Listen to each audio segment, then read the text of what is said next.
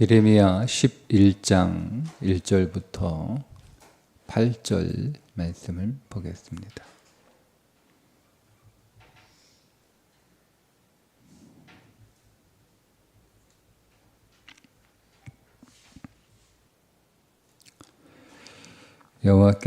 여호와께로부터 예레미야에게 임한 말씀이라. 이르시되 너희는 이 언약의 말을 듣고 유다인과 예루살렘 주민에게 말하라. 그들에게 이르기를 이스라엘의 하나님 여호와께서 이와 같이 말씀하시되 이 언약의 말을 따르지 않는 자는 저주를 받을 것이니라. 이 언약은 내가 너희 조상들을 새 풀무 애굽 땅에서 이끌어내던 날에 그들에게 명령한 것이라. 곧 내가 이르기를 너희는 내 목소리를 순종하고 나의 모든 명령을 따라 행하라. 그리하면 너희는 내 백성이 되겠고 나는 너희의 하나님이 되리라.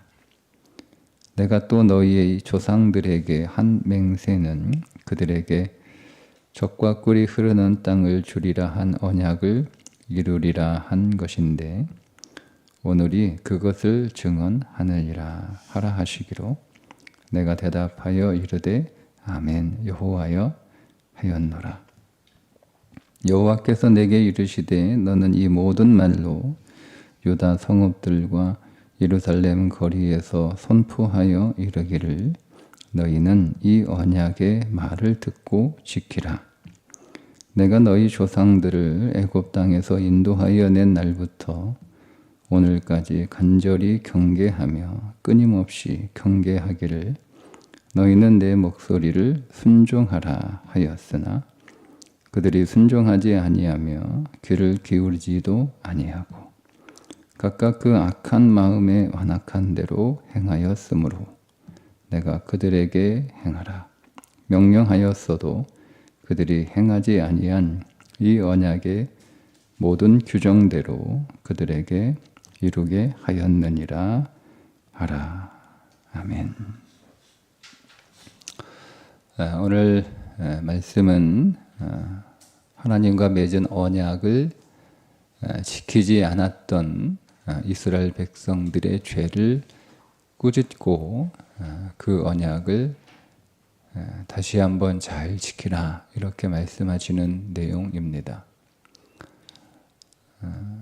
이스라엘 백성들이 출애굽한 이후부터 지금까지 800년 동안 하나님은 끊임없이 하나님과 맺은 언약을 지키라고 말씀하셨으나 이스라엘 백성들은 그 하나님의 말씀에 귀를 기울이지 않고 언약을 지키지 않았던 거죠. 그들이 출애굽하고 시내산에서 하나님과 언약을 맺잖아요. 이게 시내산 언약인데 그 시내산 언약이라고 하는 것이 그들이 애굽에서 살던 삶보다는 훨씬 쉬운 삶이었어요. 그래서 애굽의 삶을 새 풀무라고 부르잖아요. 그렇게 힘들고 고단하고 고통스러운 삶을 살아가던 자들을 하나님께서 건져주시면서 시내산에서 그들과 언약을 맺고 그 언약을 통해서 약속의 땅 가나안으로 들어가게 해주겠다. 그 가나안을 주겠다. 이렇게 하나님의 약속을 하셨어요. 하나님은 약속을 지키셨죠. 그들은 가나안에 들어갈 수 없는 사람들이지만 하나님이 약속하셨기 때문에 하나님은 그 약속을 지키셨으나 이스라엘 백성들은 그 하나님과 맺은 그 언약을 지키지 않았던 거죠. 왜 지키지 않았을까? 사실은 그 언약을 지킬 수 없는 것이었습니다. 출애굽기 19장에서 하나님께서 모세에게 이스라엘 백성들이 지켜야 할 말씀들을 주셨을 때 모세가 그것을 백성에게 전달하자 백성들은 지킬 수 있다고 자신하잖아요. 그런데 지킬 수 없어요. 하나님이 지킬 수 없는 걸 주신 이유는 그들이 죄인임을 깨닫게 하시기 위함인데 자기들은 지킬 수 있다라고 자신했던 거죠. 근데 결국 지킬 수 없어요.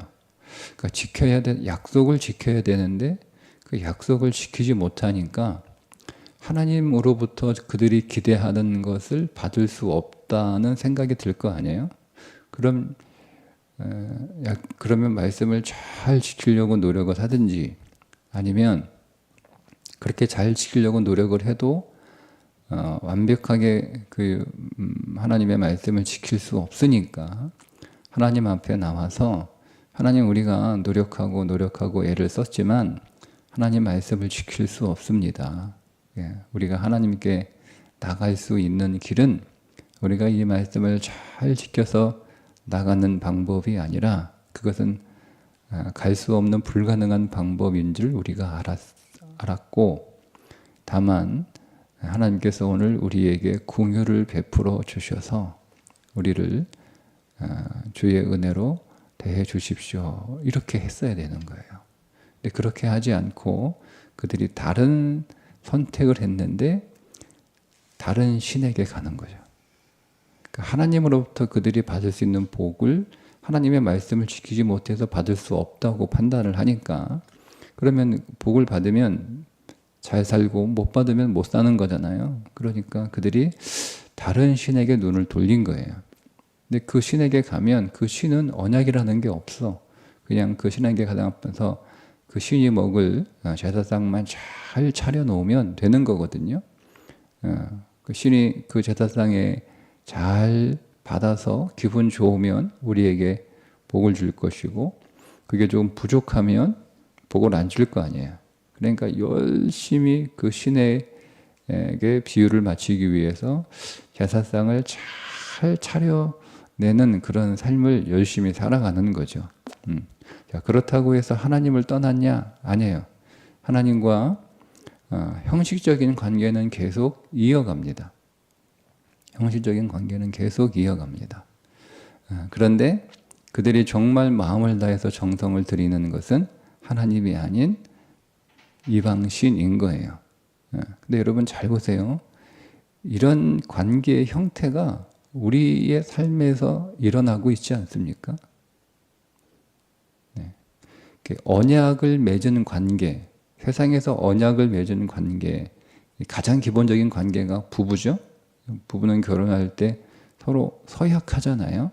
부부는 결혼할 때 서로 약속을 하는 거예요. 그러면 아내든 남편이든 서로가 서로에게 자신들이 결혼식에서 했던 약속을 지켜야 되는 게 부부 관계예요.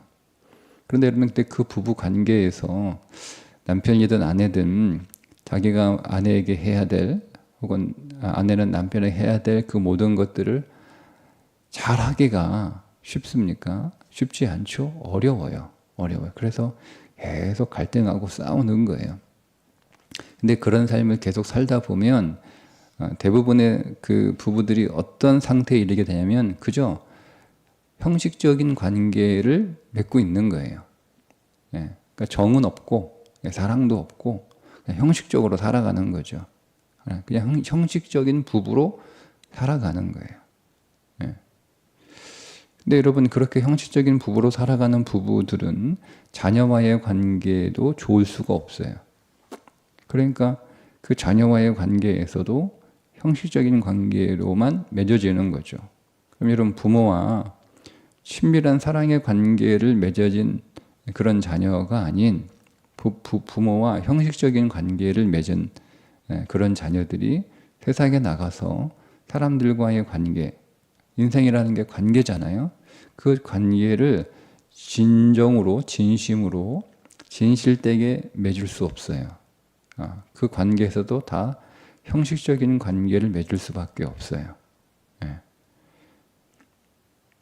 하나님과의 관계에 우리가 문제가 생기면 하나님과의 관계의 문제로 끝나는 게 아니라 하나님과 오늘 우리가 형식적인 관계 그런 관계를 맺고 있으면 사람들과의 관계도 형식적인 관계를 맺고 살아갈 수밖에 없다라고 하는 거죠. 제가 왜 이 말씀을 굳이 갑자기 이 본문하고 조금 동떨어진 듯한 말씀을 여러분들에게 드리는가 하면, 예수님께서 이렇게 말씀을 하세요. 내가 너희에게 새 계명을 주노니 내가 너희를 사랑한 것 같이 너희도 서로 사랑하라. 이렇게 말씀을 하셨기 때문입니다.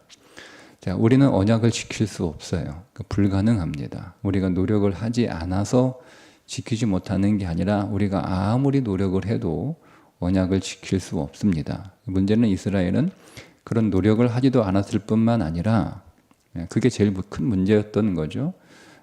그리고 한때는 노력을 했을지라도 그들은 실패할 수밖에 없음을 깨닫고 하나님 앞에 율법의 의를 구하는 것이 아니라 다른 의를, 은혜의 의를 구해야 됐던 거예요. 이 말씀이 쓰여졌던 시기가 요시아의 종교개혁이 끝난 이후의 시기예요. 종교개혁이라고 하는 것은 하나님과의 언약을 회복하는 거거든요. 성전을 수리하다가 발견된 책, 이게 언약의 책을 발견한 거예요. 우리가 하나님과의 언약을 맺었는데 우리가 그 언약을 지금껏 지키지 않았구나. 이제는 회개하고 하나님과 맺었던 그 언약을 잘 지키는 삶을 살아가자. 이게 요시아의 종교개혁의 핵심이었어요. 근데 그걸 실패한 거예요.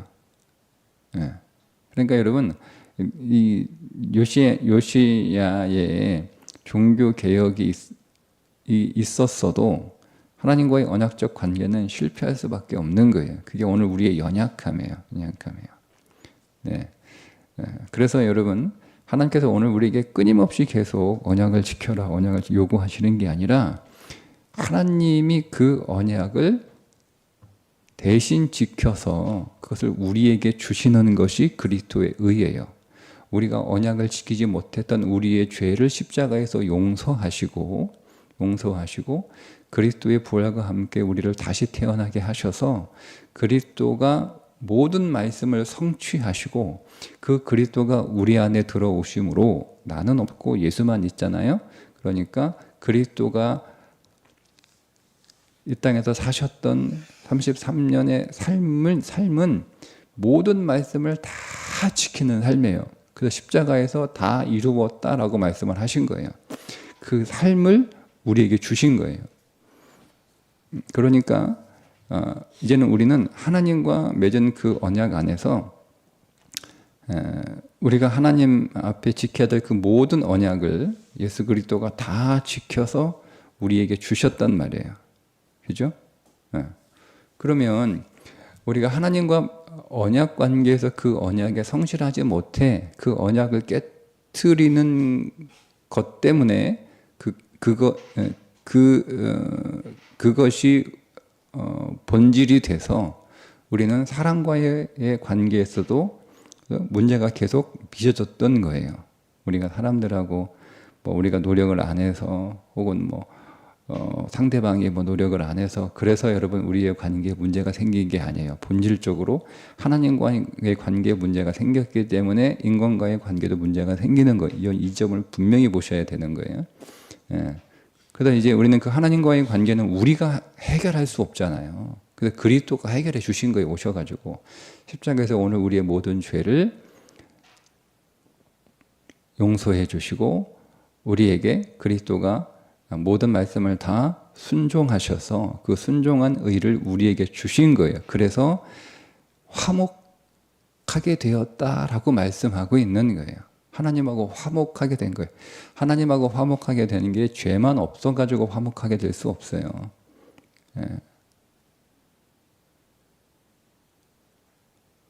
하나님하고 화목하게 되려면 그건 용서로 끝나는 거잖아요. 화목하게 되려면 우리 안에 하나님이 요구하시는 의가 있어야 되는 거예요. 근데 그 의를 그리스도가 다 주신 거란 말이에요. 자, 그러면 그게 해결이 됐잖아요. 예수님 이 말씀이에요.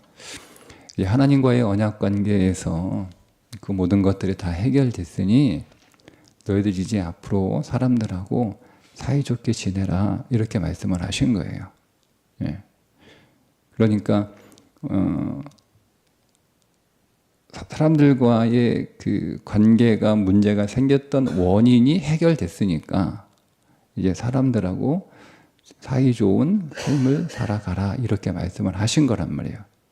사실은 그게 새 계명이라고 말씀을 하시지만 사실 새로운 계명은 아니죠. 원래 있었던 계명이에요. 원래 있었던 계명인데 이제 하나님과 오늘 우리 사이의 언약 관계가 이미 다 성취가 되었기 때문에 그게 성취가 되었으니까 자연스럽게 오늘 우리는 사람과의 좋은 관계를 살아갈 수 있는 상태가 된 거란 말이에요.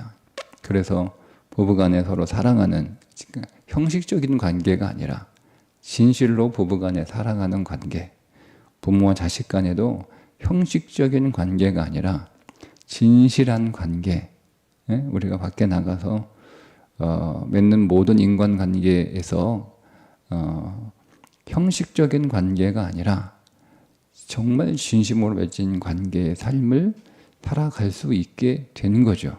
그러니까 그 진리를 깨닫고 나면 여러분 우리 안에 어떤 일이 벌어지게 되냐면 진실로 우리가 하나님과 그리스도 안에서 화목하게 되었다라고 하는 이 진리를 여러분들이 명백하게 깨닫고 하나님과 화목한 관계를 여러분들이 유지하고 누리는 삶을 살게 되면 자연적으로 사람과의 관계가 좋아집니다. 네. 네. 여러분 이건 내가 노력해서 되는 게 아니에요. 네. 그러면 여러분 이렇게 생각하시면 돼요.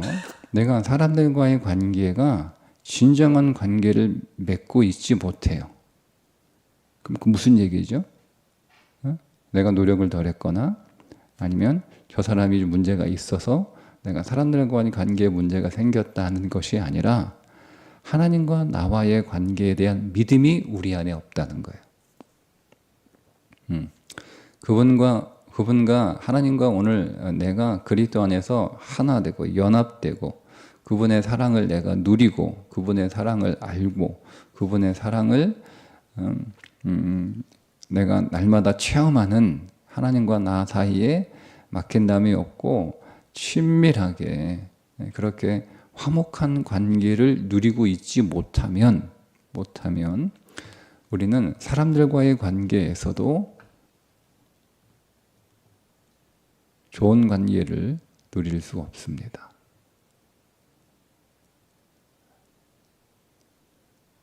그러니 오늘 우리가 사람들과의 관계를 통해서 우리는 우리가 하나님과 어떤 관계의 상태에 있는지를 점검할 수가 있는 거예요. 그러니까 어디에 더 초점을 맞춰야 되는 거예요? 내가 하나님과의 관계에 대해서 믿음 없음을 점검하셔야 되는 거예요. 거기서 해결해 나가야 되는 거예요. 하나님과 나와 분명히 관계가 회복됐어요. 그리스도 안에서. 그러니까 완전히 그 관계가 회복된 거예요. 그리고 그리스도가 우리가 하나님과 지켜야 될 그 모든 언약을 다 지키셔서 나에게 주셨단 말이에요. 그 믿음이 우리 안에 있어야 되는 거예요. 생각의 믿음이 아니고요. 여러분 마음의 심령의 믿음이에요. 심령에서 내가 하나님과 관계가 회복되었다는 거예요. 그리고 내가 그분과 화목하게 되었다는 거예요. 그래서 우리는 그분과의 그 화목함을 누리면 누릴수록 우리 안에 어떤 일이 벌어지게 되냐면 사람들을 사랑할 수 있는 힘이 계속 커지는 거예요. 내가 하나님과의 관계를 누림이 적으면 적을수록 사람들을 사랑할 수 있는 사랑의 힘도 약해지는 거예요. 그러니까 여러분 사랑과의 관계에서 씨름하지 마시고 하나님과의 관계에서 씨름을 하시면 되는 거예요. 그분은 나를 사랑하시는데 내가 그분의 사랑을 아직 많이 누리고 있지 못하는구나 라고 여러분 보셔야 됩니다. 그래서 그분의 사랑을 더 누릴 수 있도록 나에게 그 믿음을 하나님 더 달라고 기도하셔야 되는 거예요. 하나님이 오늘 우리에게 더 주실 사랑은 없어요. 그분이 우리에게 주실 사랑이 뭐가 더 있어요? 이미 충분히가 아니라 이미 하나님이 나에게 주시는 사랑을 다 주셨어요. 거기서 여러분 어떻게 더 큰 사랑을 여러분 우리가 원합니까? 그리스도를 주셨는데요. 그리스도를 우리에게 주셨는데 그보다 더 큰 사랑이 어디 있어요? 없어요. 그러니까 하나님이 오늘 우리에게 더 주실 사랑은 없어요. 다른 말로 표현할까요? 하나님이 우리에게 더 주실 복은 없어요. 하나님이 우리에게 주실 복이 그 이상이 어디 있어요? 자신을 주셨는데. 그러니까 우리는 이미 모든 복을 다 받았어요. 더 받을 복이 없어요. 그러니까 하나님이 오늘 우리에게 주실 것은 없고 다만 우리가 그것을 믿는 것 말고는 없다는 거예요. 하나님이 내게 복을 다 주셨다라고 우리가 믿어야 되는데 그 믿음이 연약한 거죠. 그래서 마치 우리는 복을 더 받아야 되는 것처럼 아직 더 받을 복이 있는 것처럼 하나님이 오늘 우리를 완전히 사랑하셨음에도 불구하고 우리는 내가 하나님으로부터 사랑을 더 받아야 된다고 생각을 하는 거예요. 그게 믿음 없음이에요. 그러니까 오늘 우리의 믿음을 키운다라고 하는 것, 더 강한 믿음이 된다라고 하는 것은 내가 하나님으로부터 이미 모든 복을 다 받았다. 로마서 8장 바울이 얘기하잖아요. 자기 아들을 아끼지 아니하시고 우리에게 내어주신 이가 어찌 모든 것을 선물로 주시지 않겠느냐 이렇게 말씀하잖아요. 그러니까 이미 다 받았어요. 우리는 더 받을 게 없어요. 근데 문제는 우리 안에 믿음이 그 정도 되지 않으니까 우리는 계속 그 하나님이 주신 사랑과 복을 누리지 못하는 삶을 살아가게 되는 거예요. 그리고 하나님과 나와의 관계 안에서 누리는 그 사랑의 관계를 누리는 것만큼 사람들과의 관계를 맺을 수밖에 없는 거예요. 이게 비례하는 거예요. 그러니까 내가 하나님의 사랑을 받고 있다라고 하는 그 믿음만큼 내가 사람을 사랑할 수 있는 거예요. 자, 그러면 오늘 우리가 사람들과 좋은 관계, 즉 사랑의 관계, 여기서 제가 사랑이라고 표현한 건 궁극적인 목표이고 사랑이라고 표현을 해서 마치 대단하고 거창한 그런 사랑이라고 생각하시면 안 돼요. 그냥 사람들하고 좋은 관계라고 거기서 또 시작을 하는 거잖아요. 그 좋은 관계에서 시작을 해서 결국 사랑의 관계까지 나아가는 거니까 그냥 우리는 그 시작부터 얘기를 해요. 사람들과 좋은 관계를 맺지 못하는 사람들과 화평하고 화목하고 그렇게 사이 좋은 관계를 맺지 못하는 이유는 뭐냐면 우리는 하나님의 사랑을 이미 충분히 받았다라고 하는 그 믿음이 부족하기 때문에 그렇다는 거예요. 그러니까 여러분 우리가 어디에서 해결해야 되는 거예요? 하나님의 사랑을 더 우리가 믿고 그 사랑을 더 누리는 것에서 시작하셔야 되는 거예요. 네. 안 그러면 우리 여러분 계속 반복됩니다. 계속 반복됩니다.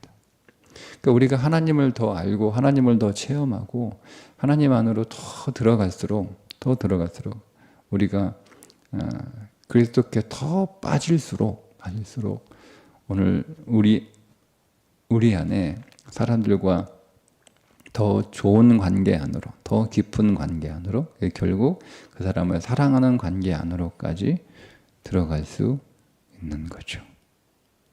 여러분 이것을 꼭 기억하고 계셔야 돼요.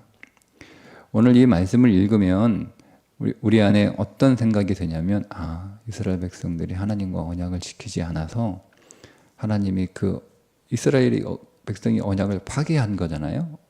그 언약을 맺을 때 분명히 말씀해요. 언약을 지키면 복을 주고 언약을 지키지 않으면 너에게 저주가 임할 거다. 이렇게 분명히 말씀을 하셨잖아요. 그러니까 하나님께서 오늘 내가 너희들이 언약을 깨트렸으니까 깨트린 대로 깨지면 어떻게 하겠다라고 약속했던 그 약속을 지키겠다. 그러니까 하나님이 말씀하시잖아요. 내가 너희들과 맺었던 언약을 지켰어. 지금 너희들이 가나안 땅에 살고 있잖아. 근데 너희들은 왜 언약을 안 지켜? 너희들이 언약을 안 지키니까 너희들이 언약을 안 지키면 내가 하겠다고 한 그 약속을 지금 지키겠다는 거예요. 그게 심판하시는 거예요. 그러니까 이 말씀을 읽어보고 그러면 우리도 하나님과 언약을 맺었는데 그 언약을 잘 지켜야 되는구나 라고 해서 여기에서 우리가 그 하나님의 언약을 지키기 위하여 더 노력하는 율법으로 돌아갈까 봐 제가 이 말씀을 드리는 거예요. 그러니까 여러분 우리가 하나님의 사랑을 우리가 믿는 만큼 하나님이 하신 말씀에 순종할 수 있습니다. 여러분 우리 안에 그런 경험이 있지 않나요? 우리가 누군가를 사랑하면 그 사람이 한 말을 지킵니다. 우리가 부모님을 사랑하면 부모님이 나에게 이렇게 하라 저렇게 하라 하신 말씀을 우리는 지킬 수 있어요. 근데 우리가 부모님을 사랑하지 않아요. 근데 내가 부모님이 하신 말씀을 지켜야 된다고 그런 어떤 의무나 책임감이 있어요. 하긴 하는데 그게 마음에 담겨져 있지 않잖아요. 그러니까 형식적으로 하는 거예요. 흉내만 내는 거예요. 응? 그러니까 부모님이 야, 좀 방 청소 좀 해라, 방 정리 좀 해라.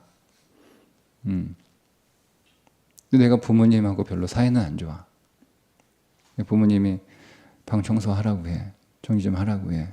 그래서 부모님이니까 인간의 도리로, 자식의 도리로 청소할 수도 있고, 아니면 청소 안 하면 또 혼나니까 그게 싫어서 청소할 수도 있고 그래서 한단 말이에요. 자, 정말 부모님을 사랑해서 부모님이 청소하라고 하셨으니까 그 방을 청소하는 사람이 그 방을 청소하는 상태와 하라고 하니까 그냥 하는 청소하는 상태가 다르죠. 네? 여러분 정말 진심으로 하는 것과 시켜서 하는 것은 달라요. 시켜서 하는 건 어떻게 합니까? 보이는 대만 합니다. 보이는 대만. 그죠? 네. 근데 정말 부모님이 나는 부모님이 너무 좋아. 부모님의 사랑을 받고 있다라는 확신 가운데 있고 너무 감사하고 너무 행복해. 네? 그러면 사실 청소하지 말라고 해도 청소를 해요. 네. 근데 내가 혹시 또 뭐 이렇게 저렇게 하다 보니 청소를 못하고 지나갈 수도 있잖아요. 부모님의 방에 들어오셔서 아이고 저 방이 너무 어지럽다. 좀 정리 좀 해라. 그러면 네 하고 청소를 해요. 근데 그 사람은 부모님이 청소하는 것을 검사받기 위해서 부모님 눈에 보이는 것만 하지 않잖아요. 정말 진심으로 보이지 않는 것까지 깨끗하게 정성을 들여서 한단 말이에요. 이게 사랑의 관계예요. 네. 그러니까 우리가 하나님이 우리에게 너 말씀에 순종해라고 하셨을 때 하나님이 내게 주신 사랑이 너무나 감사하고 그 사랑에 너무나 행복하고 나는 하나님이 너무 좋아. 내가 하나님을 사랑하는 것보다 비교해서 막 나를 사랑하시는 그 하나님이 너무 좋아. 너무 좋아. 그러면요 굳이 하나님이 이렇게 살아라 저렇게 살아라 말씀하지 않아도요. 우리는 하나님이 좋아하는 게 뭘까? 하나님이 어떻게 하면 하나님이 기뻐하실까? 응? 하나님이 어떻게 하면 하나님이 기분이 좋으실까? 여러분 이거 우리가 생각하지 않나요? 네. 그래서 그렇게 한단 말이에요. 그래도 오늘 우리의 삶에 여러 가지 실수와 또 모자람과 허물이 있을 수 있잖아요. 있을 수밖에 없잖아요. 그래서 어느 날 오셔가지고 하나님이 야, 너 그렇게 하면 안 돼. 그치? 응? 좀 삶 좀 정리 좀 해라. 응? 뭐 그러면 그렇구나. 내가 좀 놓쳤구나. 그래서 다시 내 삶을 정리를 한단 말이에요. 그러면 우리가 하나님한테 검사받기 위해서 그렇게 내 삶을 청소하진 않잖아요. 그죠? 네. 하나님이 보이지 않는, 하나님 말씀하지 않는 것까지 성성을 다해서 우리가 한단 말이에요. 이게 사랑의 관계 아니에요? 우리가 사랑의 관계 다 겪어보잖아요. 우리가 사랑의 관계는 아니에요. 근데 뭐 시켜서 그냥 억지로 해야 되는 거, 뭐 고용 관계든 아니면은 뭐 체면이든 뭐 그렇게 하는 거예요. 그러면 여러분 보이는 만큼만 합니다. 근데 그걸 진정한 관계라고 할 수가 없잖아요. 예. 정말 진정한 사랑의 관계는 보이지 않는 것까지 구석구석 꼼꼼하게 청소하게 되어 있어요.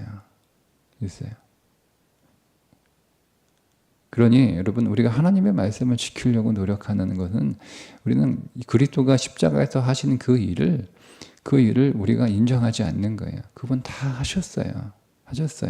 우리는 이제 하나님이 오늘 우리에게 보이신 그 사랑이 실체라고 하는 것을 우리는 십자가에서 봤잖아요. 그걸 믿고 있는 거예요. 우리는 그 사랑을 받았다라고 그 믿음 안에서 그거를 진실로 우리가 정말로 믿게 되면 사실 설명할 것도 없어요. 하나님의 사랑을 우리가 경험하면 우리가 왜 사람과의 관계 문제가 생겨요. 그 사랑을 누리지 못하니까 문제가 생기는 거예요. 그럼 우리 다시 돌아가야 되죠. 어디로요?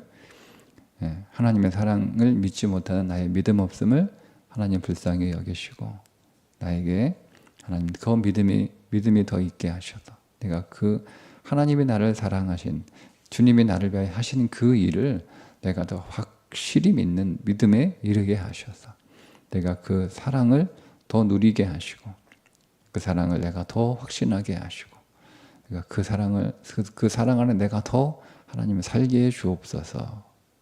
그러면 끝이에요. 그러면 그 사랑이 우리 안에 실제로 여러분 들어와 그 사랑이 우리 안에서 역사하고 있다라고 하는 걸 우리가 경험하게 되면 사랑과의 관계도 우리가 서서히 풀어져 가는 거예요. 하나님과의 그 사랑의 관계 안에 여러분 더 들어갈 수 있기를 그 사랑을 향한 사랑에 대한 믿음이 우리 안에 더 강해질 수 있기를 주님의 이름으로 축복합니다. 기도하겠습니다. 하나님이 오늘 우리를 얼마나 사랑하셨는지 하나님이 오늘 우리에게 어떤 복을 주셨는지 아직 우리는 그 사랑을 그 복을 다 누리지 못하는 부족한 믿음 가운데 있음을 고백합니다. 하나님이 오늘 우리를 향한 헤아릴 수 없는 그 모든 사랑 안 우리가 더 누릴 수 있도록 그 사랑 안에 더 들어갈 수 있도록 그 사랑을 실제로도 체험하는 삶을 우리에게 허락해 주시고 우리에게 그 믿음을 더하여 주셔서 오늘 주께서 우리에게 주신 말씀대로 내가 너희를 사랑한 것 같이 너희도 서로 사랑하라. 그 사랑의 삶을 우리가 더 누릴 수 있는 복된 인생이 되게 해 주옵소서. 예수님의 이름으로 기도합니다. 아멘.